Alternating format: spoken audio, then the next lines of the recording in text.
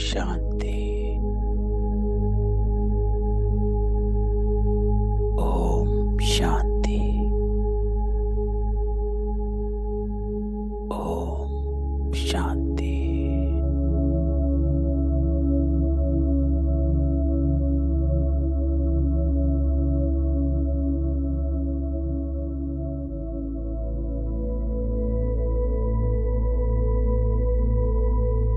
बाबा कहते हैं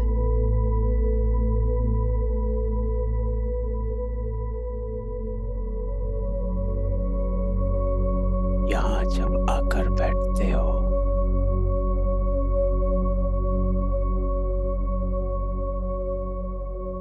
तो आत्म अभिमानी होकर बैठना है।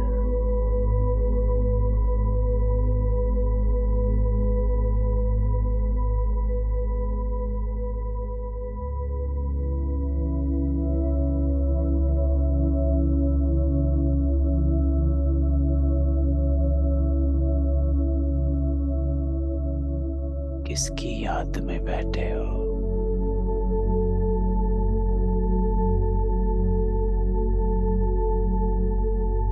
इसके सामने बैठे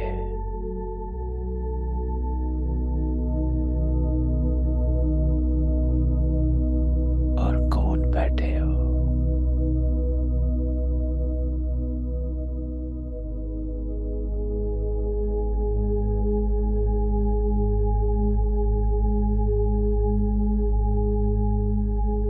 अपनी पहचान से, अपने स्थान पर बैठ अपनी स्थिति को बनाना है।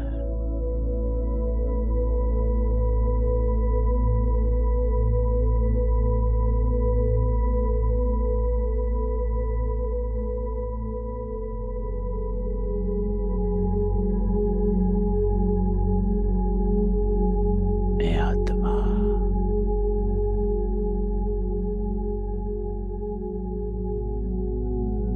मेरी पहचान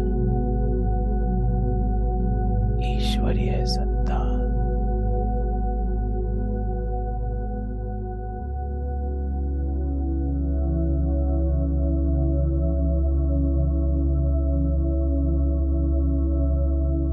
जैसा बाबा हमें देखता है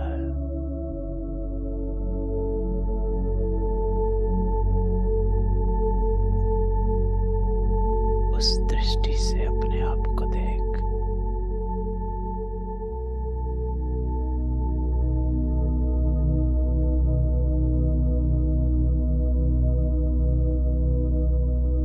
वो रूहानी बाबा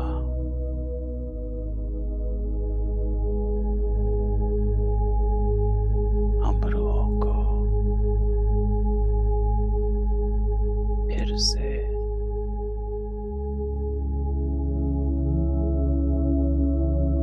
सदो प्रधान बनाने आया। चले आज हमारा बाबा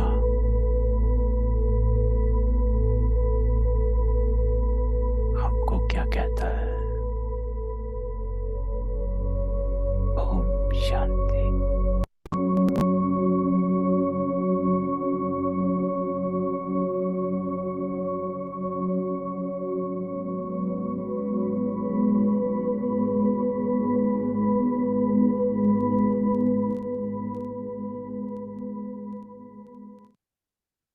ओम शांति। तो 22 फरवरी 2023 बाबा कहता, मीठे बच्चे, मीठे बच्चे। तो इन दो शब्दों में बाबा पहले हमारी स्थिति को बनाता, किसके बच्चे हो और कैसे हो। बाबा कहता, तुम्हें ज्ञान की स्क्रीन मिली। स्क्रीन की वह बूंद है मन मना पावा। और बाबा कहता यही खुराक सबको खिलाते। तो आज बाबा पहली लाइन में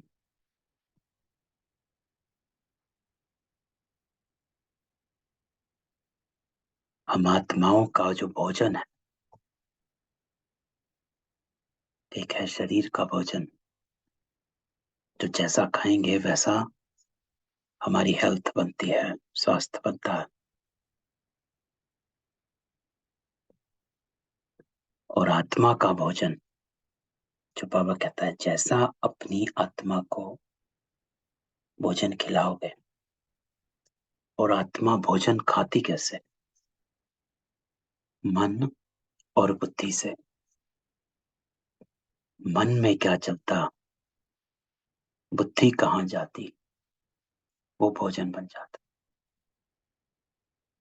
यहाँ देखा वहां देखा, ये सुना वो सुना, ये पढ़ा वो पढ़ा, मन में ख्याल चले, भोजन बन गया। बुद्धि भटक गई, भोजन बन गया। और वो भोजन जो है आत्मा को कमजोर कर देता।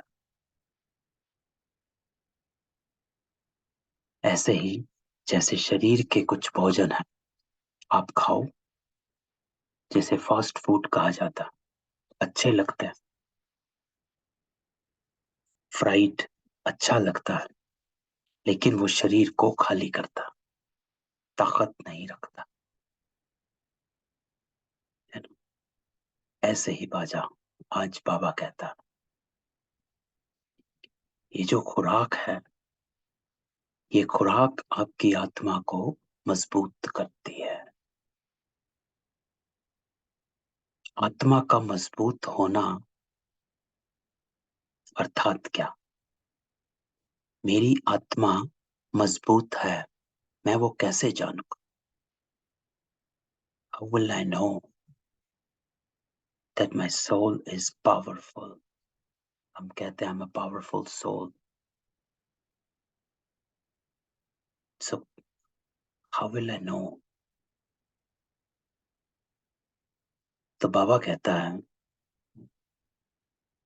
आत्मा, मन, बुद्धि और संस्कार, ये तीन चीजों से, ये तीन आत्मा की सूक्ष्म कर्म इंद्रियां हैं। तो अगर आत्मा शक्तिशाली अर्थात तेरा मन शक्तिशाली, मन शक्तिशाली अर्थात मन में समर्थ संकल्पों की ही वही चलता। बुद्धि शक्तिशाली, बुद्धि शक्तिशाली है तो वो यथार्थ परखेगी और यथार्थ निर्णय करेगी। जिसकी आत्मा कमजोर होती है उनका निर्णय कमजोर होता है। कोई भी एग्जाम्पल ले लो जहां पर आत्मा कमजोर हो जाती, निर्णय कमजोर हो जाते। पहली सिगरेट वो आत्मा ले लेती है जिसकी बुद्धि कमजोर होती है, फैसला नहीं, सही फैसला नहीं कर पाई, बुद्धि कमजोर हो गई, मन जीत गया।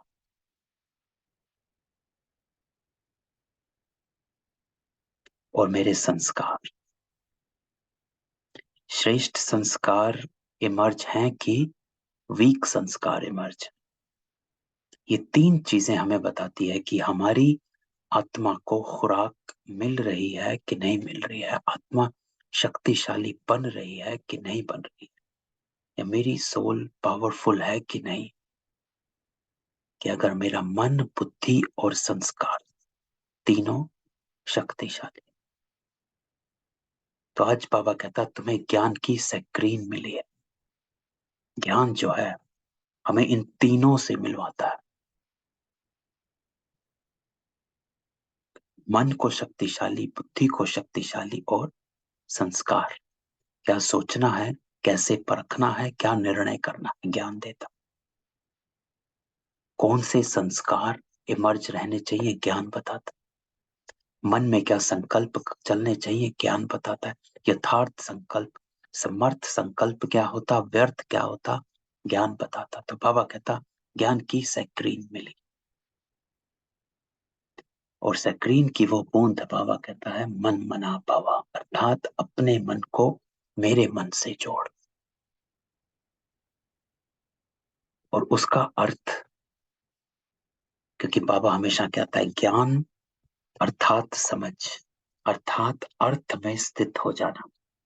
जो बात बाबा बोलता है उस बात के अर्थ में पहले अर्थ समझो और अर्थ में स्थित हो जाओ। तो मन मनाभव जो बाबा कहता है कि अपने मन को मेरे मन से जोड़। तो मन क्या करता है? तो बाबा क्या कहना चाहता? मन संकल्प करता है, अर्थात तेरा जो संकल्प वो बाबा के संकल्प के समान हो, उसको कहा जाता मन मनाभव हो गए। यही खुराक बाबा कहता सबको खिलाता है। आज प्रश्न बाबा पूछता, सच्ची सच्ची खुश शराफत कौन सी है? तुम्हें सबकी कौन सी रूहानी खातिरी करनी? आज बाबा खातिरी करवाता। बाबा कहता है हर एक को बाबा का परिचय दे। यही है सच्ची सच्ची खुश शराफत। तुम श्रीमत पर सबको खुशी की खुराक खिलाते रहो, है ना, ताकि उनकी आत्मा शक्तिशाली समर्थ बने। बेहद के बाप द्वारा जीवन मुक्ति की खुराक जो तुम्हें मिली वह सबको देते जाओ, है ना? वो खुराक है जिससे हमको जीवन मुक्ति का रास्ता पता चलता है, और जीवन मुक्ति के रास्ते पर चलने की शक्ति। तो बाबा कहता अतीन्द्रिय सुख में रह सबको ज्ञान योग की फर्स्ट क्लास खुराक खिलाना, यही सबसे अच्छी रूहानी खातरी है। तो बाबा कहता है, पहला शब्द बाबा यूज करता है अतीन्द्रिय सुख में रह, अर्थात पहले स्व, अपनी स्थिति को बनाओ।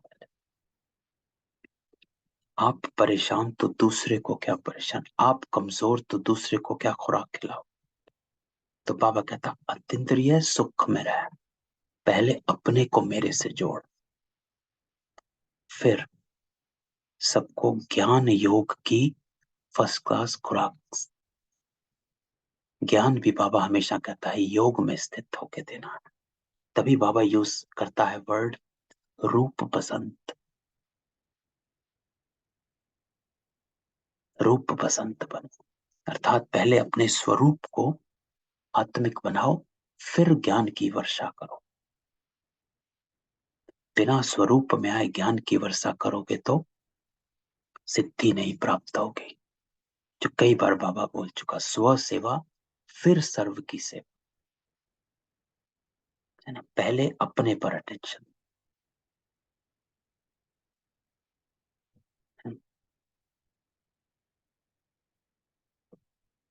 तो पहले स्व पर अटेंशन। एयरलाइंस में भी जब जाते हैं तो सबसे पहले कहते हैं पहले अपने को ऑक्सीजन बांधो, फिर दूसरे को ऑक्सीजन दो, क्योंकि खुद को नहीं देंगे तो दूसरे को दे नहीं पाएंगे। तो स्व हमेशा पहले है। बाबा भी पहले खुद बना, फिर दूसरों को ज्ञान से। तो यही सबसे अच्छी बाबा कहता रूहानी खातरी। ओम शांति। तो आज बाबा कहता कि बच्चों, ज्ञान का तीसरा नेत्र देने वाला रूहानी बाबा बैठ रूहानी बच्चों को समझाते हैं। आज बाबा ज्ञान पर चर्चा करता है, विस्तार करता है। बाबा कहता है ज्ञान का तीसरा नेत्र देने वाला।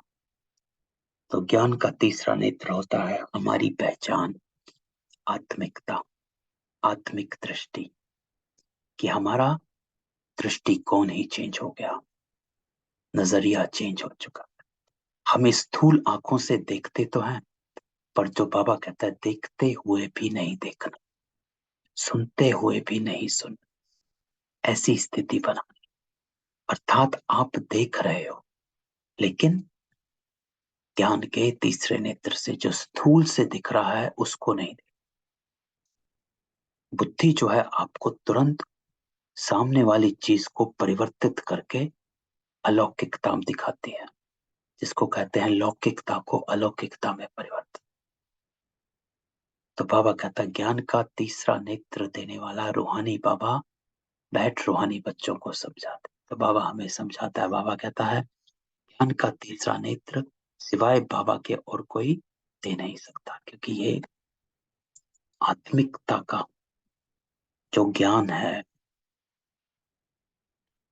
जो स्पष्टता जो बाबा देता है, ये रूहानियत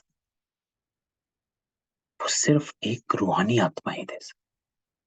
इसीलिए बाबा कहता है कि बाबा के सिवाय कोई दे नहीं सकता, क्योंकि और कोई आत्मक है ही नहीं, सब शारीरिक है, शरीरों में घुसे हुए। तो बाबा कहता है अभी तुम बच्चों को ज्ञान का तीसरा नेत्र मिला है। तो ये जो लाइन बाबा कहता है कि ज्ञान का तीसरा नेत्र मिला है, तो क्वेश्चन हमें अपने आप से ही पूछना होता है कि मैं जब कोई परिस्थिति में, सिचुएशन में अपने आप को देखता हूं, तो स्थूलता में देखता हूं कि सूक्ष्मता में देखता हूं, इन नेत्रों से देखता हूं या तीसरे नेत्र से देखता हूं, क्या सामने आया। तो अभी तुमको बाबा कहता ज्ञान का तीसरा नेत्र मिला। अभी तुम जानते हो कि पुरानी दुनिया बदलने, बेचारे मनुष्य नहीं जानते कि कौन बदलाने वाला है और कैसे, क्योंकि उन्हों को ज्ञान का तीसरा नेत्र है ही नहीं। तो यहाँ बाबा हमको बताता है कि आपको जो नॉलेज है वो किसी तीसरी आत्मा को नहीं है, तो भाग्यवान हो। लेकिन नॉलेज तभी जब यूज में आए, है ना। अब कोई तिजोरी भर के बैठा है और घर में खाना नहीं, तो उस पैसे का कोई मूल्य नहीं। तो बाबा कहता जो तुम्हें ज्ञान का तीसरा नेत्र मिला, उसके मूल्य को जान, उसे यूज कर। तुम बच्चों को अभी ज्ञान का तीसरा नेत्र मिला है, जिससे तुम सृष्टि के आदि मध्य अंत को जान गए, है ना। कैसे, क्यों बाबा कहता है इस नेत्र से तुम जान गए, क्योंकि इस नेत्र से बाबा हमको आत्मिकता की सैर कराता, इस आत्मा की यात्रा बताता है। आदि मध्य अंत है क्या, इस सृष्टि का आदि मध्य अंत मूल में क्या है, कुछ नहीं। ये सिर्फ हम आत्माओं की यात्रा है। जब हम अपने को आत्मा समझते हैं, तभी हम इस सृष्टि के आदि मध्य अंत को जानते हैं कि मैं आत्मा आदि में क्या थी, मध्य में क्या थी, अंत में क्या। ये चक्र कैसे चला, क्योंकि मैं हूं स्वदर्शन चक्र। चारों युगों में मैंने चक्र लगाया हो। तो जब मैं अपने आप को आत्मिक स्वरूप में देखता हूं, तभी मैं इस सृष्टि के चक्र को जानता हूं। तो बाबा कहता ये है ज्ञान की सिकरी।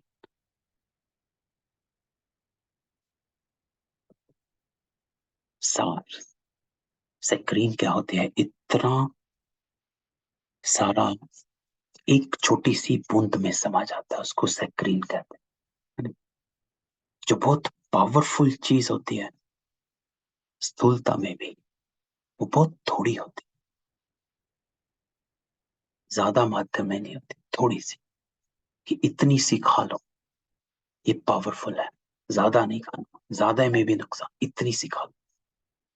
तो ये बाबा कहता है यह है ज्ञान की स्क्रीन, सार है ज्ञान का। स्क्रीन की एक बूंद भी कितना मीठा होती, ज्ञान का भी एक ही अक्षर है मन मन, सभी से कितना मीठा। तो अपने को बाबा कहता है आत्मा समझ और पाप को याद कर। ये बाबा कहता है मन मना भव है, क्योंकि तू अपने मन को मेरे मन से जोड़ तभी सकेगा जब तू अपने को आत्मा समझेगा। इसी को कहा जाता ज्ञान का तीसरा नेत्र, कि इस नेत्र से तो मैं अपने आप को मनुष्य ही समझता हूं कि मैं फलाना हूं, लेकिन ज्ञान के तीसरे नेत्र से मैं अपने आप को आत्मा देखता हूं। तो बाबा शांति धाम और सुख धाम का रास्ता बता रहे। बाप आए हैं बच्चों को स्वर्ग का वर्षा देने। तो एक बाबा रास्ता बता रहा है, दूसरा बाबा कहता है मैं वर्षा देने आया, क्योंकि इस रास्ते पर चलने के लिए वर्षे की जरूरत है। बिना वर्षे के चल नहीं पाए। गुणों का वर्षा, शांति का वर्षा, सुख का वर्षा, बाबा से सर्व शक्तियों का वर्षा। तो बाबा कहता मैं सिर्फ रास्ता नहीं बताता, मैं सिर्फ रास्ता नहीं बताता, रास्ता बताने वाला है सतगुरु। लेकिन बाप के संबंध में मैं आपको अपना वर्षा देता हूं, है ना। यहाँ बाबा सतगुरु का संबंध और बाप का संबंध, दोनों संबंध को जोड़ता है कि मैं वर्षा देता हूं। तो बच्चों को कितनी खुशी रहनी चाहिए कि मुझे रास्ता भी पता चल गया और मुझे बाबा के वर्षे का भी हकदार बन गए। लेकिन उस वर्षे को खींचना आना चाहिए, और उसको खींचने के लिए बाबा ने ऊपर एक अक्षर दे दिया, मन मना बाबा। अपने को आत्मा समझ, बाप को याद, तो तू उस रास्ते पर चल पकेगा। कहते भी खुशी जैसी खुराक नहीं, तो जो सदैव खुशी मौज में रहते उनके लिए वह जैसे खुराक होती है। 21 जन्म मौज में रहने की ये जबरदस्त खुराक। तो आज बाबा आत्मा की खुराक देता। ये खुराक सदा एक दो को खिलाते रहो, एक दो की जबरदस्त खातिरी ये करनी है। ऐसी खातिरी और कोई मनुष्य मनुष्य की कर ना सके। तो इस पूरे पैरा में बाबा ज्ञान की जो खुराक है, ज्ञान का तीसरा नेत्र है, उसके बारे में बाबा हमें स्पष्ट करता है कि बच्चे समझो और इस ज्ञान की स्क्रीन को खाना है, लेना है। तुम बच्चे श्रीमत पर सभी की रूहानी खातिरी करते हो।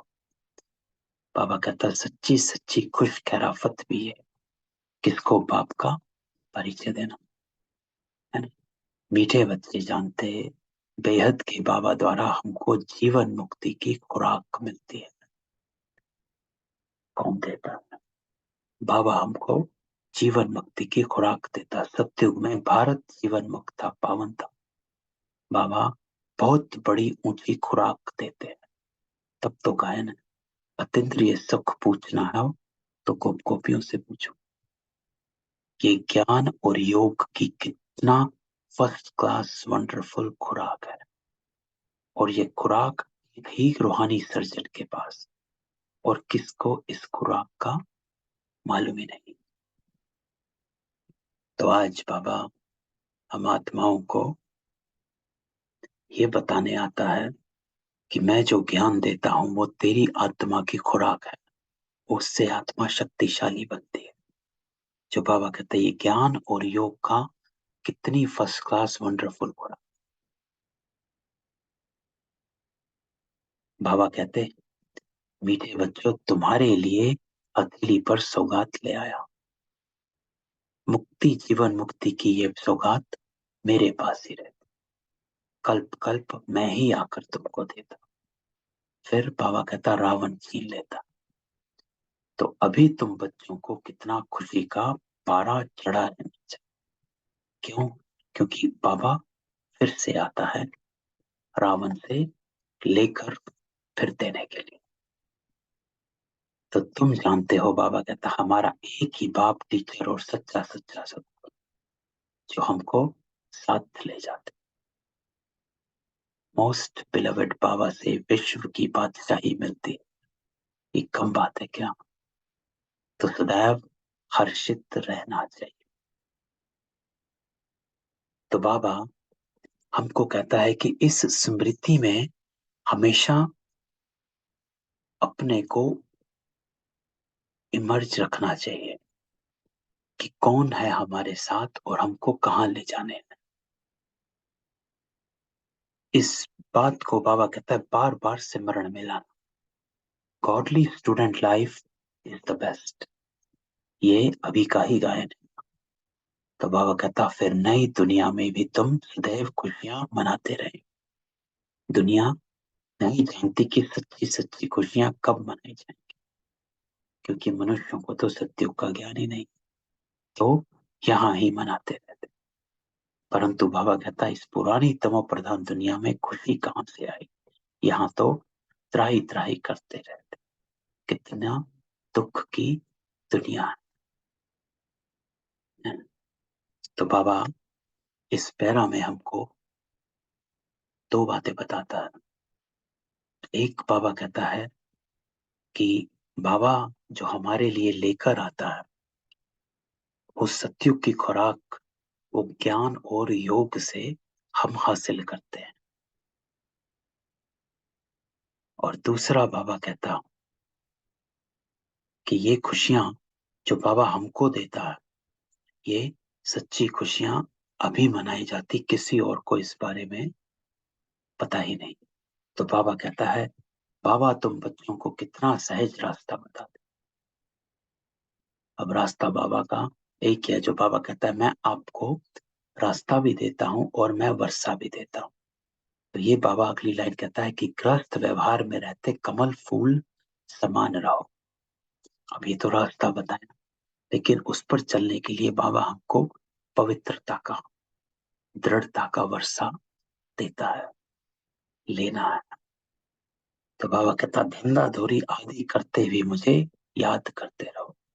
जैसे आशिक और माशूक होते, वो तो एक दो को याद करते रहते, वो उनका आशिक, वो उनका माशूक।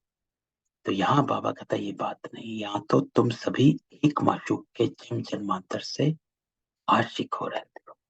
बाबा अभी तुम्हारा आशिक कभी तुम्हारा आशिक नहीं। तो बाबा इसको क्लियर करता है कि मैं तुम्हारा कभी आशिक नहीं बनता। क्यों? क्योंकि सत्युग त्रेता में याद नहीं करते और द्वापर में आप विकारी हो जाते हो। तो मैं आपका कभी आशिक बन नहीं पाता। तो तुम उस माशूक से मिलने के लिए याद करते आए। जब दुख जास्ती होता है तो बाबा कहता जास्ती सुमिरण करते। गायन भी है, दुख में सुमिरण सब करे, सुख में करे न कोई।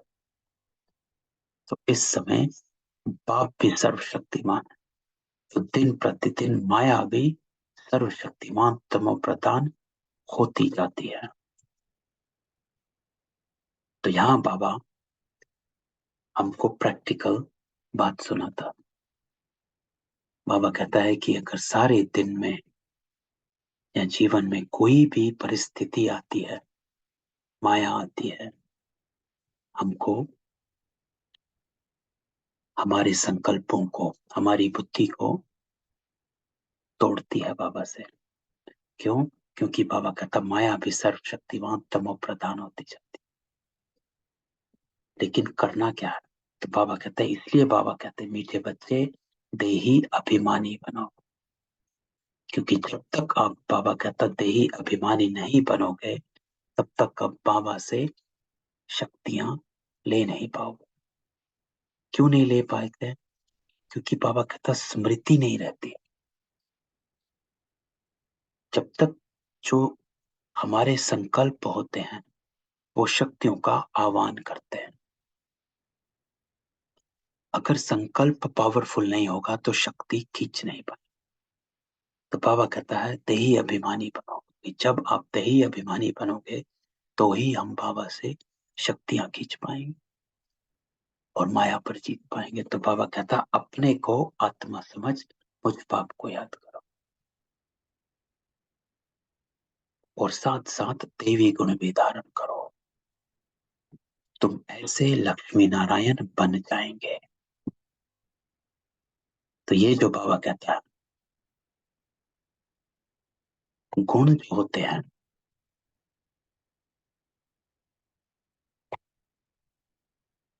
तो बाबा जो हमें शक्तियां देता है, जब हम शक्तियों को यूज करते हैं तो वो हमारे गुण में परिवर्तन हो जाता है। ये बात समझने की है। जो बाबा कहता है कि अपने को आत्मा समझ, मुझ बाप को याद करो और साथ साथ देवी गुण भी धारण करो। तो गुण जो धारण कैसे करेंगे, तो इसकी युक्ति बाबा कहता है कि गुण धारण होता है जब आप शक्तियों को यूज करते हो। हर शक्ति को यूज करने से गुण बनता है। ये बात समझनी। जैसे सहन शक्ति, वो सहन शक्ति है, लेकिन सहन शक्ति को जितनी आप यूज करेंगे उससे आप सहनशील बन जाते हैं। सहनशीलता जो है वो गुण है। सहन शक्ति जो है वो शक्ति है जो उस गुण को आत्मा में लाती है। तब आप गुणवान बन जाते हो, तब आपको शक्ति की जरूरत नहीं पड़ती। क्यों? आप गुणवान बन गए। गुणवान बन गए अर्थात नेचुरल बन गए। इसीलिए देवी देवताओं को कभी भी सर्वशक्तिवान नहीं कहा जाता। देवी देवताओं में शक्तियां नहीं कही जाती, उनमें शक्तियां नहीं। उनको सर्वगुण संपन्न कहा जाता, 16 कला संपूर्ण कहा जाता, संपूर्ण निर्विकारी कहा जाता, मर्यादा पुरुषोत्तम कहा जाता, डबल अहिंसक कहा जाता, लेकिन शक्तिवान नहीं कहा जाता। क्यों? क्योंकि उन्होंने शक्तियां यूज करते ये गुण धारण करे। तो आप गुणवान बन जाते हो, तो आप दैवी देवता बन जाते हो। तो बाबा कहता है तो तुम ऐसे लक्ष्मी नारायण बन जाएंगे। तो ऐसे एक एक शक्ति से हमें अपने गुण को बनाना।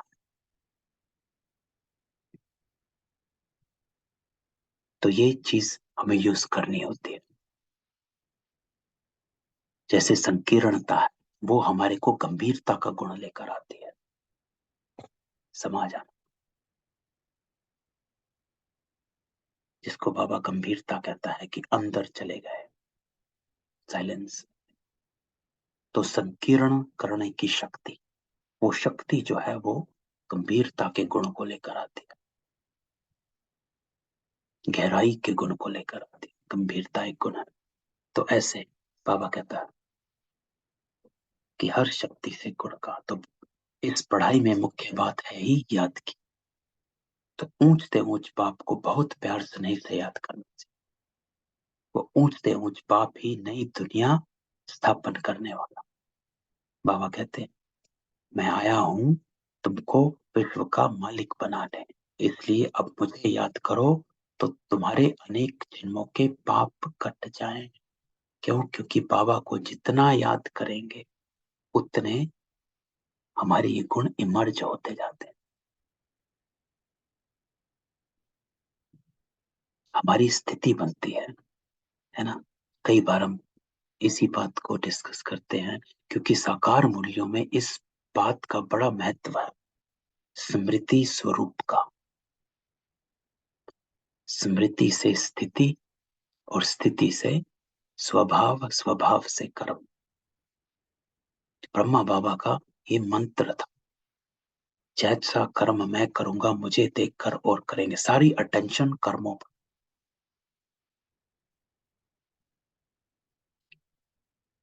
आजकल सारी अटेंशन ज्ञान और योग में चली जाती है। अरे सारी मुरलियां पढ़ देनी है, सारा दिन योग में बैठे रहो। नहीं, बाबा कर्म करके दिखलाता था। क्योंकि आपका जो गुण होगा ना, गुणों की धारणा होगी, वो कर्मों से होगी, ज्ञान और योग से नहीं होगी। जब ज्ञान और योग का प्रयोग करेंगे तब हमारी धारणा होगी, तब हम गुणवान बने, तब हमारे संस्कार चेंज होंगे। तो ही बाबा कहता है जैसा देवी गुण धारण करेगा तो तू लक्ष्मी नारायण बनेगा।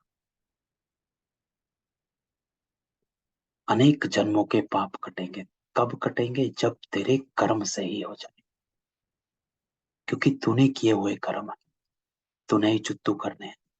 तो जब तू कर्मों को चुत्तू करता है योग से, उसको कहा जाता है पाप कट जाना। तो पतित पावन पाप कहते तुम बहुत पतित बन गए हो, इसलिए अब तुम मुझे याद करो तो तुम पावन, है ना, बहुत पतित बन गए। अर्थात तुम्हारे कर्म, पतित बनना क्या, कोई आत्मा पतित है, कैसे उसको कहोगे? कोई कहोगे तुम पतित हो, वो कहेगा मैं तो नहीं हूं पतित। How can you prove it कि मैं पतित आत्मा हूं? है ना, डॉक्टर के पास जाओ, कहो कि भाई मुझको कोई बीमारी है, आपको वो आपको कहता है डॉक्टर नहीं तुम्हें तो कोई कैंसर है, नहीं है भाई। आप कहोगे डॉक्टर को प्रूव करो तो वो तुम्हें टेस्ट दिखा देगा। यहाँ पर पतित हो, इसका प्रूफ क्या है? बाबा कहता है अपना मुखड़ा देख ले प्राणी दर्पण में, अपने कर्मों को देख, सुबह से शाम नोट कर, तो तुझे समझ में आ जाएगा तू पतित है। तो बाबा कहता कितने पतित बन गए हो, अर्थात तेरे कर्म पतित है। ये नहीं हुआ कि हमने ज्ञान और योग नहीं किया तो पतित बन गए, नहीं, हमारे कर्म नीचे चले गए। ज्ञान और योग तो हमारे कर्मों को ऊपर करता है। ज्ञान और योग अलग नहीं है, वो हमारे कर्मों को बांधता है, ऊंचा बनाता, श्रेष्ठ बनाता है। तो इसलिए बाबा हमेशा कहता है ज्ञान और योग से ये करना है, ज्ञान और योग से ऐसा बनना। बाबा सिर्फ ये नहीं कहता, बाबा कहता है अपने को आत्मा समझ, मुझे याद कर तो तेरे पाप कटेंगे, तो तेरे विकर्म विनाश होंगे, है ना। रिजल्ट बाबा बताता, तो हम उस रिजल्ट पे ध्यान दें कि ये करना है, तब जाके होगा। सिर्फ योग और ज्ञान से नहीं होगा, कर्म में कितना है, धारणाओं में कितना है। तो इसलिए बाबा कहता है तुम बहुत पतित बन गए हो, अर्थात अपने कर्म देख, इसलिए अब तुम मुझे याद करो तो तुम पावन बन और पावन दुनिया का मालिक बन जाए। पावन आत्मा किसे कहा जाता है? वो आत्मा जिससे रूहानियत की वाइब्रेशंस आते हैं, वो आत्मा जिसका हर कर्म पवित्र है। वो आत्मा नहीं जो सदा ज्ञान और योग में बैठी हुई आत्मा है, उसको पावन आत्मा नहीं कहते हैं। इसलिए बाबा सन्यासियों पर जोर खिंचवाता है कि वो 14-14 वर्ष तपस्या करते हैं हिमालय पर, उनकी जैसी तपस्या आप भी नहीं कर सकते, लेकिन वो तपस्या के बावजूद भी पावन नहीं बन पाते। तो उसका अर्थ क्या हुआ कि सिर्फ ज्ञान और योग नहीं, ज्ञान योग का प्रयोग कर्म में लाना है। तो सन्यासी जो है वो सिर्फ योग में बैठता है, कर्मों में कभी योग को लेकर नहीं आता, तो वो नहीं बनना। तो बाबा कहता पतित पावन पाप को ही बुलाते हैं ना, अब बाबा आए तो जरूर पावन बनना, है ना, पावन बनना अर्थात अपने को सुधारना। तो बाबा दुख हरता सुख करता, बरोबर सत्युग में पावन दुनिया थी तो सभी सुखी थे। अब बाबा फिर से कहते हैं बच्चे शांति धाम और सुख धाम को याद करते रहो। क्यों याद करते रहो? ताकि आप अपने आदि और अनादि स्वरूप को याद करो। और आदि और अनादि स्वरूप को याद करना हमने पहले भी एक बार डिस्कस किया था कि स्वरूप बन जाना अर्थात क्या। एक बाबा की अव्यक्त वाणी है जिसमें बाबा ने कहा, बताया कि स्वरूप बनने का अर्थ क्या है, अर्थात उस स्वरूप की क्या विशेषताएं हैं, उस स्वरूप के क्या कर्तव्य हैं, वो विशेषताएं वो कर्तव्यों का सिमरण करना और अपने अंदर उन विशेषताओं और कर्तव्यों को इमर्ज करना। तो बाबा जो कहता है शांति धाम सुख धाम को याद करो, अर्थात अपने अनादि आदि स्वरूप को याद करो। कैसे थे? सिर्फ चित्र को नहीं कि बिंदु और देवता जो है वो नहीं, जैसे जैसे पे ध्यान देना। तो अभी है संगम युग। बाबा कहता कि भैया तुमको इस पार से उस पार ले जाते, नैया कोई एक नहीं, सारी दुनिया जैसे एक बड़ा जहाज। तो बाबा उस सारे जहाज को पार ले जाता। तो बाबा कहता है, तो देखो कितना सब बाबा ने बताया अभी ऊपर इस पैरा में कि कर्मों को कैसे, कर्मों की गुह्य गति को जान और उसको सुधारना। तो तुम मीठे बच्चों को कितनी खुशियां होनी चाहिए कि बाबा हमें रास्ता भी बताता है और शक्ति भी देता है। तो बाबा कहता तुम्हारे लिए तो सदैव खुशी ही खुशी, बेहद का बाबा हमको पढ़ा रहा। वाह, ये तो कब ना सुना और ना पढ़ा कि ईश्वर पढ़ाता। भगवान वाच बाबा कहता मैं तुम रूहानी बच्चों को राजयोग सिखा रहा हूं, तो पूरी रीति सीखना चाहिए। देखो इस लाइन में बाबा पकड़ता है, मैं तुम रूहानी बच्चों को राजयोग सिखा रहा, सीखो। पूरी रीति सीखना चाहिए, क्या करना है। पूरी रीति सीखना अर्थात स्पष्टता, क्लैरिटी होनी चाहिए कि बाबा क्या क्या रहा है और क्यों कह रहा है और कैसे करना, इस बात की क्लैरिटी धारणा करनी चाहिए। जिसको बाबा कहता है पूरी रीति सीखना चाहिए, अर्थात धारणा करनी चाहिए। और धारणा तभी होगी जब हमारे को क्लैरिटी होगी कि क्या करना है। उसके लिए बाबा कहता है पूरी रीति पढ़ना चाहिए। पूरी लाइन देख ले, मैं तुम रूहानी बच्चों को राजयोग सिखा रहा, तो पूरी रीति सीखना चाहिए, धारणा करनी चाहिए, पूरी रीति पढ़नी। तीन चीज, सीखो, धारण करो और अच्छे से पढ़ो, स्पष्ट, क्लैरिटी। पढ़ाई में नंबर वार तो सदैव होते हैं, तो अपने को देखना चाहिए। बाबा कहता मैं उत्तम हूं, मध्यम हूं या कनिष्ठ हूं। बाबा कहते हैं अपने को देखो, है ना, स्वयं को देखना। ऊपर भी हमने डिस्कस किया, स्वयं, स्व, अपने को देखना कि मैं ऊंच पद पाने के लायक हूं या नहीं हूं, या दूसरों को राजा बनते देखना है, दूसरों को पार होते देखना है ना। कहीं जाते हैं तो वीआईपी की लाइन होती है, एक एक असाधारण लाइन होती है। तो वीआईपी वाले तुरंत जा रहे होते हैं, तो मन में आता है कि भाई हम भी वीआईपी होते। ऐसे ही है, बाबा भी यही कह रहा है, सामने दिखा रहा है हमको, दो लाइनें हैं बच्चे, कौन सी लाइन में आना है। तो अपने को देख, मैं ऊंच पद पाने के लायक हूं या नहीं हूं, रूहानी सर्विस करता हूं। क्योंकि बाबा कहते बच्चे सर्विसेबल बनो, फॉलो करो। क्योंकि सर्विसेबल बाबा कहता वही बन सकता है जो धारणा करता, जो पढ़ता, जो सीखता।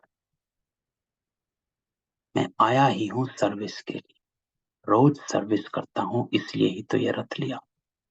तो बाबा कहता है इनका रथ बीमार पड़ जाता है तो भी मैं इनमें बैठ मुरली लिखता, है ना। ये तो सबको पता है कि हॉस्पिटल से मुरली भेजा करते थे। बाबा अहमदाबाद 2-3 बार गए, ऑपरेशन, बॉम्बे गए ऑपरेशन, वहां से मुरली, है ना। तो मुख से तो बोल नहीं सकते, तो मैं लिख देता हूँ ताकि बच्चों के लिए मुरली मिस ना हो। तो मैं भी सर्विस पर हूँ, तो बाबा लिख कर मुरली भेजा करते थे, सब सेंटर्स में पहुंचती थी। ये है रूहानी सर्विस। तुम भी बाबा तब बाबा की सर्विस में लग जाओ, on God fatherly service, on godly service. बस बाबा ही तुमको सारे विश्व का मालिक बनाने आए हैं। क्यों आया हूं मैं और आप क्यों आए हो? बाबा दोनों क्वेश्चन पूछता है इस सेंटेंस में। तुम क्यों आए हो और मैं क्यों आया हूं, आपका भी लक्ष्य वही है। बाबा कहता जो मेरा लक्ष्य है।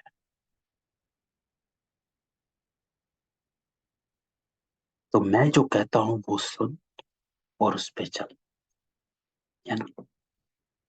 गीता में भी श्री कृष्ण ने जो गीता लिखी गई उसमें 18वें अध्याय में श्री कृष्ण अर्जुन को, अर्जुन कहता है कि इतना सुनाया, लेकिन ये लेकिन वो, तो अंत में श्री कृष्ण उसको कहता है कि अर्जुन तू अपनी पंडिताई छोड़, मैं जो कहता हूं वो सुन, मैं तुझे दिव्य दृष्टि देता हूं, उससे तू मुझे देख सकता। अर्थात जो तुझे पता है उसको किनारे करो, जो मैं कहता हूं उसको सुनो और उस राह पर चलो, तब तुम ये बन पाए। अगर अपना मिक्स किया तो वहां नहीं पहुंच पाएंगे। पुरुषार्थ बेशक आप पूरा करो, लेकिन वहां नहीं पहुंच पाए, मेहनत करनी पड़े। तो बाबा कहता जो अच्छा पुरुषार्थ करते उनको महावीर कहा जाता। देखा जाता है कौन महावीर हैं जो बाबा के डायरेक्शन पर चलते हैं। बाबा का फरमान, अपने को आत्मा समझ, भाई भाई देखो, इस शरीर को भूल जाओ। कल भी बाबा ने कहा था आसक्ति नहीं, आसक्ति। एक बाबा की अव्यक्त वाणी है, उसमें बाबा ने ब्यूटीफुल वर्ड यूज किया था कि जहां आसक्ति है वहां शक्ति नहीं आ सकती। जहां आसक्ति है वहां शक्ति नहीं आ सकती। तो इंपॉर्टेंट लाइन थी। मुरली बताऊंगा कौन सी है, 70s की मुरली है। तो उसमें बाबा ने उसके बारे में बताया कि आसक्ति को छोड़, नहीं तो तू शक्तियों का आह्वान नहीं कर पाएगा, आ नहीं पाएगी, क्योंकि तू उलझा हुआ है आसक्तियों में। कहीं ना कहीं बुद्धि उलझी हुई है, और जब तक अपने को फ्री नहीं करेगा तो तू शक्ति ले नहीं पाएगा, तो सही कर्म कर नहीं पाएगा। तो बाबा कहते हैं शरीर को भूल। बाबा भी शरीर को नहीं देखता, है ना। बाबा हम आत्माओं को देखते हैं। आज हम सब के सब बैठे हैं, बाबा हम किसी के शरीर को नहीं देखता। बाबा हमारी आत्मा की लाइट को देख रहा है कि कितनी जागती ज्योत है, कहां तक पवित्र बनी है।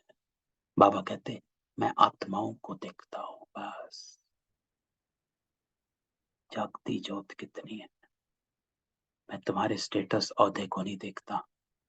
आप चाहे ब्रह्म कुमारी की चीफ हो या फिर 2 दिन के स्टूडेंट, मैं आपकी आत्मा की लाइट को देखता हूं,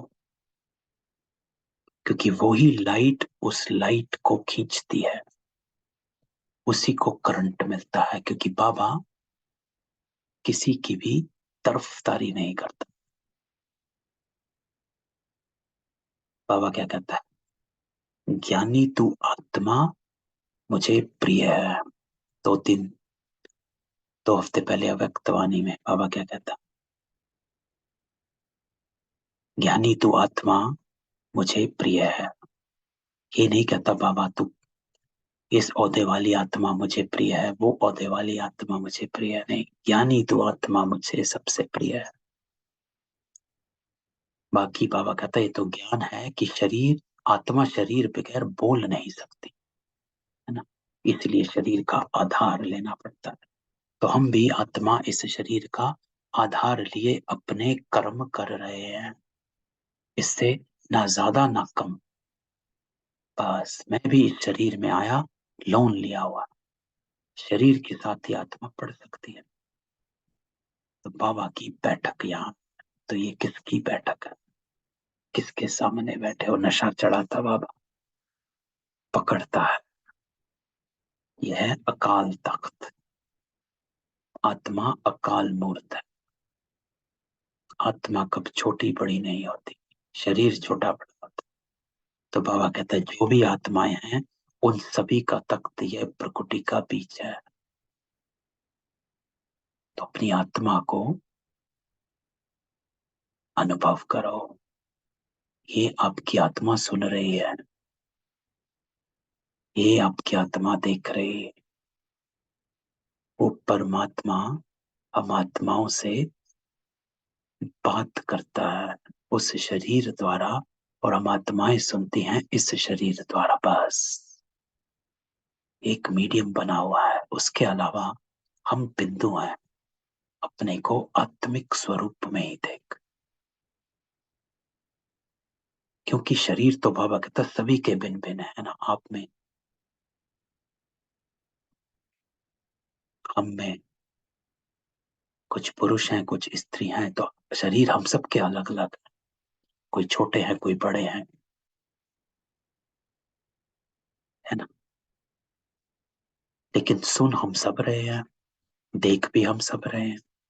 तो आत्मा सुन रही है। तो बाबा कहता है शरीर को भूल। किसको? अकाल तख्त पुरुष का है। किसको? स्त्री का। किसको? बच्चे का।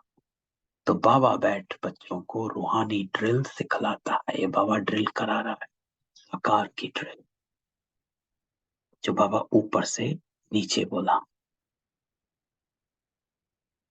ये साकार की ड्रिल है कि बाबा की बैठक है।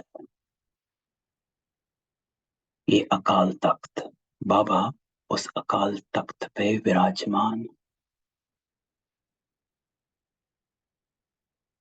जो भी आत्माएं उन सभी का तख्त भ्रुकुटी का बीज। किसको अकाल तख्त स्त्री का, किसको पुरुष का। लेकिन आप सब बाबा कहता आत्माएं हो। तो इसका अनुभव कर। तो बाबा बैठ बच्चों को रूहानी ड्रिल सिखलाते हैं। ऐसे अपने आप से बात कर। इसको बाबा ड्रिल कहता। कि 2 मिनट की ड्रिल जो होती है वो बुद्धि, मन बुद्धि को एकाग्र कर देती है। उसको ड्रिल कहा जाता है, एकाग्रता को। इसलिए बाबा शब्द यूज करता है ड्रिल। आर्मी में जो ड्रिल होती है तुरंत तैयार करते हैं कि 2 मिनट में सब बाहर आ, अटेंशन में खड़े हो जाओ। ड्रिल कराते हैं कि जब टाइम आए तो एकदम तैयार हो जाए। इसीलिए बाबा ड्रिल कराता है कि टाइम आए एकदम मन बुद्धि एकाग्र हो जाए। तो बाबा कहता है जब कोई से बात करो तो पहले अपने को आत्मा समझो। हम आत्मा फलाने भाई से बात करते हैं, बाबा का पैगाम देते हैं। इससे बाबा को याद करो। याद से ही जंक उतरनी है। कल भी बाबा ने जंक की बात करी थी कि मिट्टी के तेल में सुइयां डालते तो जंक उतर जाती। सोने में बाबा कहता जब अलाय पड़ती तो सोने की वैल्यू ही कम हो जाती। तुम आत्माओं में भी जंक पड़ने से वैल्यूलेस हो गए, वैल्यूलेस। इसलिए हम अपने आप को आज भी देवी स्वरूप पहुंच मानने में हिचकिचाते हैं। क्यों? क्योंकि जंक पड़ गए, वैल्यूलेस हो गए। लेकिन अब फिर पावन बना। क्यों? क्योंकि बाबा कहता तुम आत्माओं को अब ज्ञान का तीसरा नेत्र मिला, पहचान मिली। उस नेत्र से अपने भाइयों को देखो। भाई भाई को देखने से कर्मेंद्रिय कब चंचल। राज भाग लेना है, विश्व का मालिक बनना है, तो ये मेहनत करो। भाई भाई समझ सभी को ज्ञान दो। तो फिर यह टेव पक्की हो जाएगी, आदत पक्की हो जाएगी कि मैं आत्मा हूं। सच्चे सच्चे ब्रदर्स तुम सभी हो। बाबा भी ऊपर से आए, तुम भी आए, है ना। बाबा कहता आप कोई अलग नहीं हो, आप भी वहीं से आए जहां से। तो बाबा बच्चों सहित सर्विस करने की बाबा हिम्मत देते। हिम्मत दे मरता, मत दे खुदा। तो यह प्रैक्टिस करनी कि मैं आत्मा भाई को पढ़ाता हूँ। बाबा आज आत्मा का ज्ञान देता है। आत्मा पढ़ती है ना। इसको स्पिरिचुअल नॉलेज कहा जाता है, जो रूहानी बाप से ही मिलती है ना। क्योंकि एक वो ही रूहानी है पूरे संसार में, पूरे तीनों लोकों में एक वही रूहानी है। संगम पर ही बाप आकर ये नॉलेज देते कि अपने को आत्मा समझो। तो आज बाबा हमको ले गया ड्रिल में। तुम नंगे आए थे, नंगे बाबा कहता है कि शरीर के बिना आए थे, फिर यहाँ शरीर धारण कर तुमने 84 जन्म पार्ट बजाया, अब फिर वापस चलना है। इसलिए अपने को आत्मा समझ भाई भाई की सृष्टि से देखना। तो बाबा कहता है इस ड्रिल को पक्का करो, ये मेहनत करनी, अपनी मेहनत करनी। स्व, दूसरा देखे ना देखे, बाबा कहता अपनी मेहनत करनी। दूसरे में हमारा क्या जाता है ना, स्व को देखो। स्व ने जाना है हमने वीआईपी की लाइन में बैठना है, हम लक्ष्मी नारायण बनेंगे या दूसरे को बिठाएंगे। नारायण बनना है, ऐसे ही नहीं जाने देना।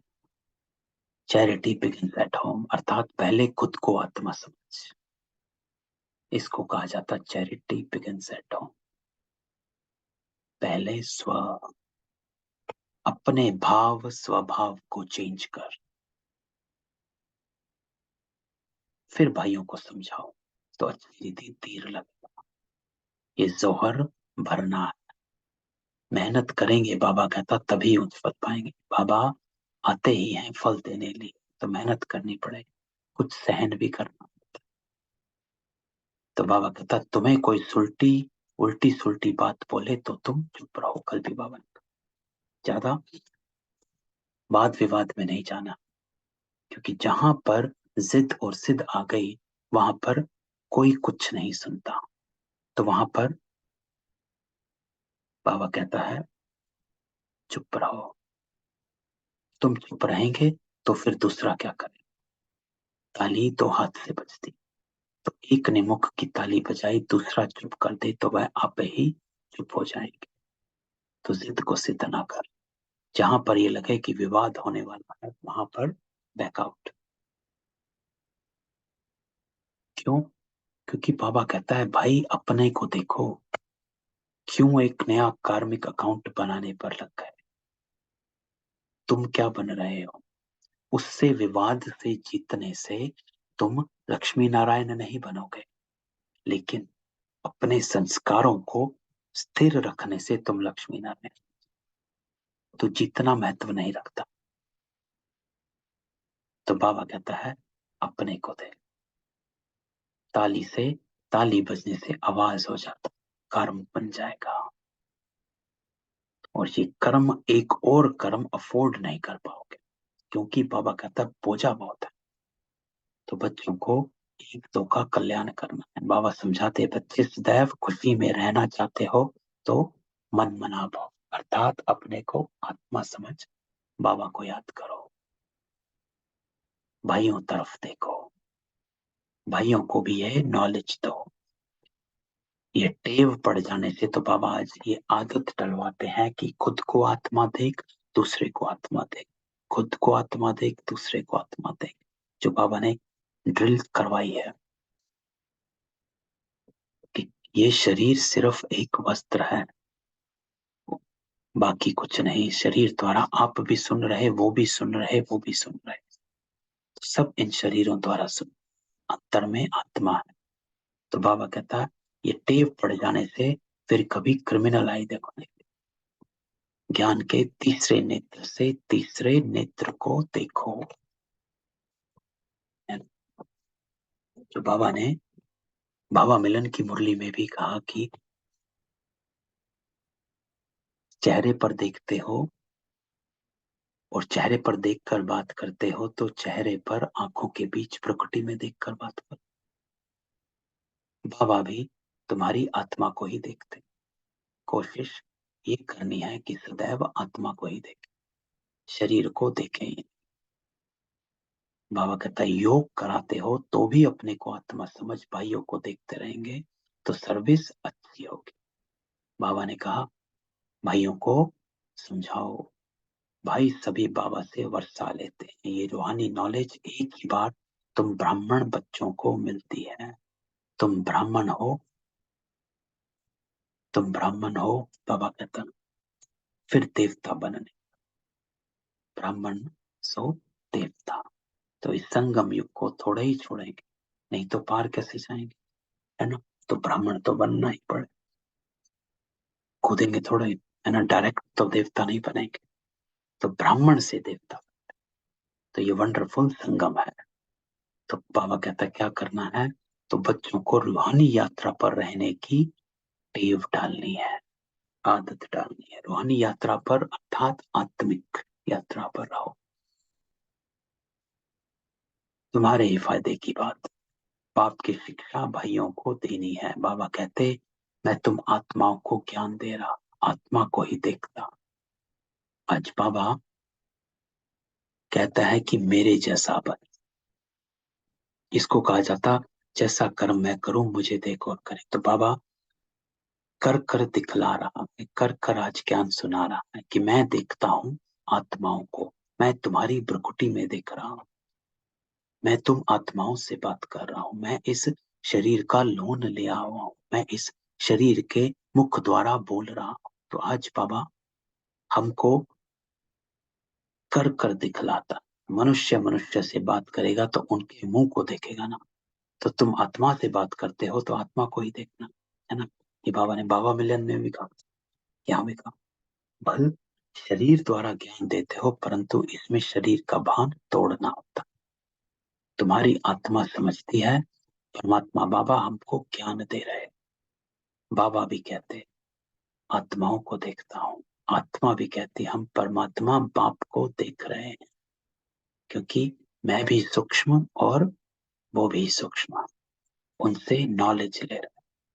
इसको कहा जाता है स्पिरिचुअल ज्ञान की लेन देन, आत्मा की आत्मा के साथ।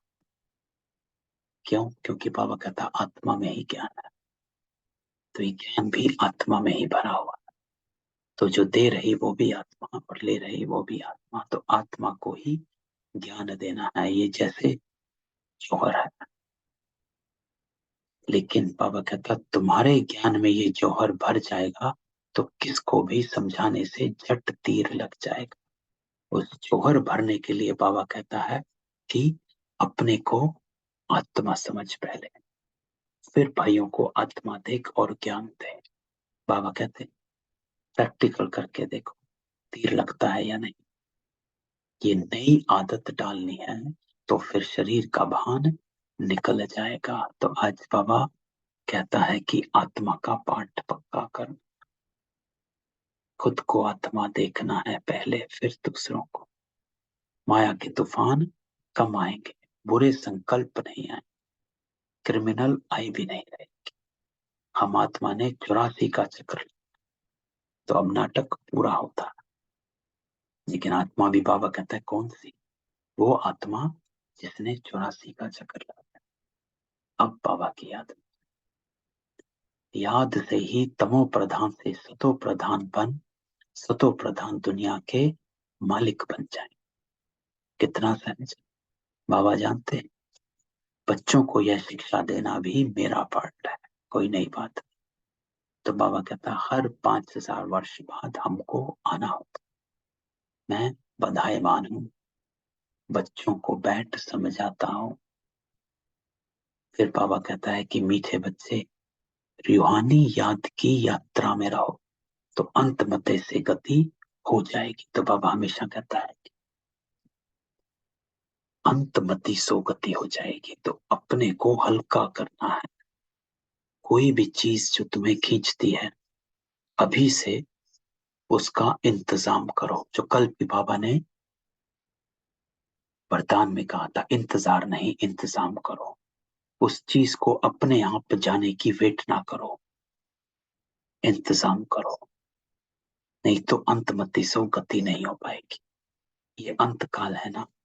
तो माँ में कम याद करो तो तुम्हारी सदगति हो जाएगी।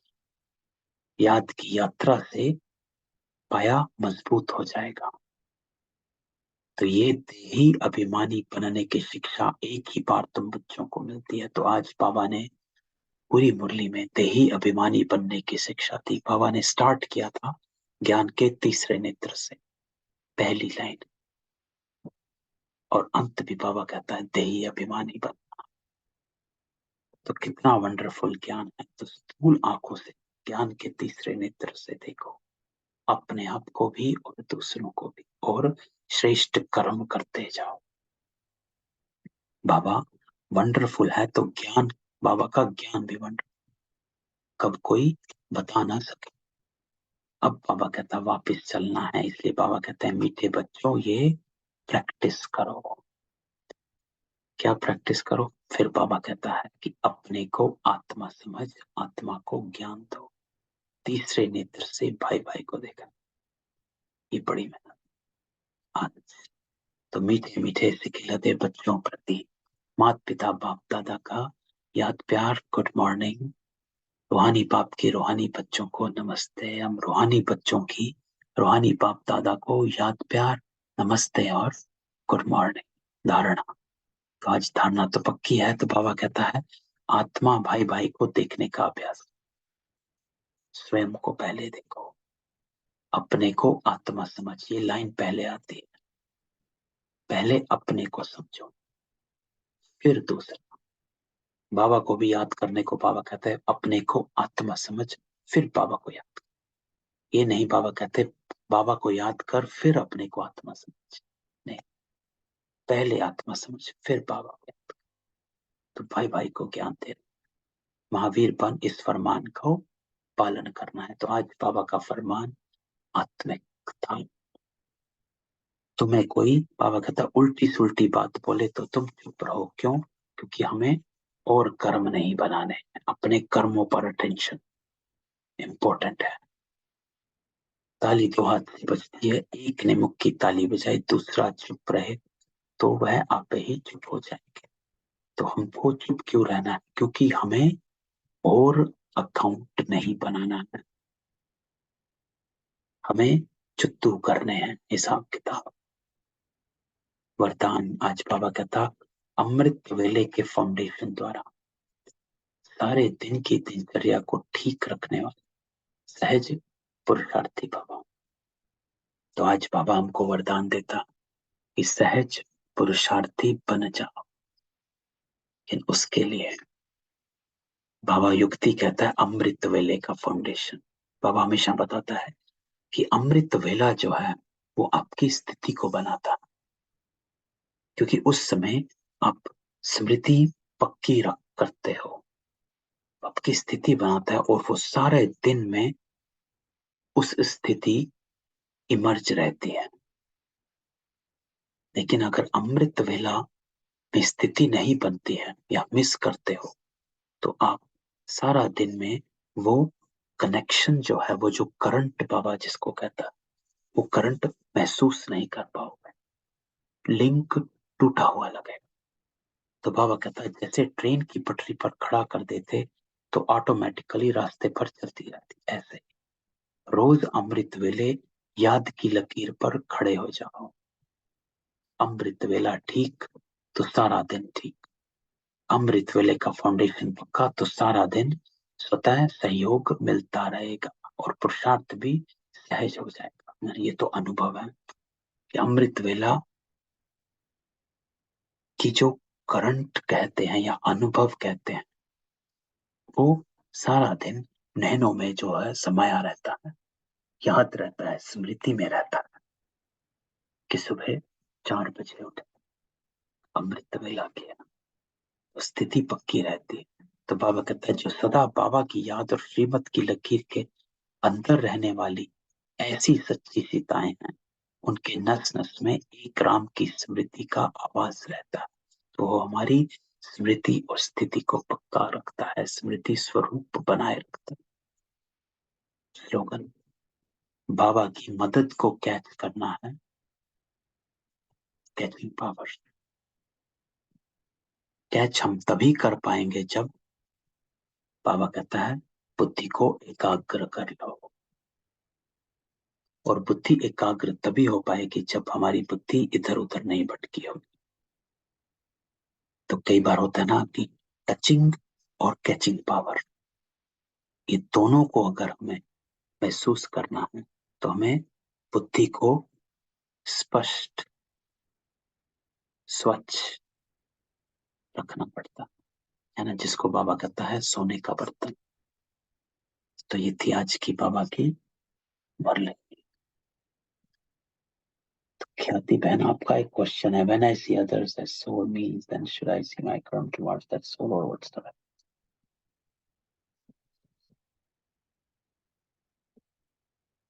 तो इसमें बाबा ख्याति बहन ये कहते हैं कि ठीक है, दूसरों को सोल देखना तो ठीक है, लेकिन हमारा जो इम्पोर्टेंट सोल देखने का भाव जो बाबा कहता है, क्यों बाबा हमको कहता है कि अपने को भी आत्मा देख और दूसरे को भी आत्मा देख, वाई इज दैट इम्पोर्टेंट, है ना? क्योंकि अंत में बाबा का जो भाव है वो हमसे करवाना क्या चाहता है, वो हमारे कर्मों को करेक्ट करवाना चाह रहा है ना। और कर्मों को करेक्ट करने के लिए बाबा कहता है कि अगर तू इस भाव से देखेगा तो तेरे को कर्म को करेक्ट करने का जो संकल्प है वो तभी आएगा, नहीं तो तू शरीर में गुम हो जाएगा। तो जब बाबा कहता है कि दूसरे को आत्मा देखना है या अपने को आत्मा देखना है, उसमें भाव यही है ताकि तेरे से कोई उल्टा कर्म ना हो जाए। इसलिए बाबा कहता है क्रिमिनल आई ना हो जाए। जैसे आज बाबा ने कहा, भाई भाई की दृष्टि से देख, कहीं ऐसा ना हो ज्ञान सुना रहे हो और आप उसमें डूब गए, है ना। ज्ञान तो सुना दिया लेकिन आपकी बुद्धि वहां डूब गई, अट्रैक्ट हो गई, या ये हो गया या वो हो गया। तो मूल जो बाबा हमको करवाना चाह रहा है ना, उस पर अटेंशन, कि आप देखना है उनको सोल और अपने आप को सोल। मूल क्या है, आपका कर्म क्या रहा उस आत्मा की तरफ, दैट इज इम्पोर्टेंट। उसको करेक्ट, उसकी करेक्शन के लिए बाबा हमको ये युक्ति देता है ना। अनम्यूट करता हूं, मैंने अनम्यूट नहीं किया। तो इसीलिए बाबा हमको कहता कि ऐसे करना है ताकि हमारा कर्म डोल ना, डामाडोल ना हो जाए। ठीक है, तो ये आपका आंसर जो आपने क्वेश्चन पूछा, थैंक यू भाई जी, है ना, क्लियर। है ना। अच्छा, अटेंशन कर्मों पर, चाहे देखो कैसे भी आपके कर्म कैसे हैं, वो इम्पोर्टेंट हो जाता है। कोई कहे मैं तो आत्मा देख रहा हूँ, भाई कर्म कैसे हैं वो है आपका नाप। जैसे हम कई बार कहते हैं, कोई कहता है मेरा तो योग बड़ा पावरफुल लगता है। अच्छा, आपके कर्म कैसे हैं, आप उसके कर्म देखते हो ऐसे तो समझ आता है भाई योग भी ऐसा ही है ना। तो वो इम्पोर्टेंट है, क्योंकि ठीक है हमारी भाई जी। जो संपूर्ण स्थिति है ना, वो ये नहीं बनाएगी कि हम अंत में बाबा से मिलेंगे, हम बाबा कहें बाबा मैं तो सबको सोल देखता था। बाबा कहेंगे अच्छा अपना चिट्ठा देख सामने, तूने देखा तो सबको सोल, लेकिन तेरे तो अकाउंट इतना बना हुआ है ना। बाबा तो उसको लेकर सामने बैठेगा और वो ही हमको दिखाएगा कि ये तेरे हिसाब बचे हुए हैं बच्चे। तो बाबा संपूर्ण उसी को कहता है जिसने अपने हिसाब खत्म कर डाले, है ना। तो इसलिए बाबा कहता है अपने को, अपने कर्मों को सुधारना है। जो इसमें भी आज हमने उस लाइन पर थोड़ा सा डिस्कस किया था, जो बाबा कहता है कि दैवी गुण धारण कर, अपने को आत्मा समझ, बाबा को याद कर और देवी गुण धारण कर तो तू लक्ष्मी नारायण बन जाएगा। ये लाइन बाबा की, है ना। जो प्रारब्ध भी बता दी बाबा ने, आपकी जो करोगे वो भी बता दी, और उसके करने से क्या होगा वो भी बता। तो ये करना है ना।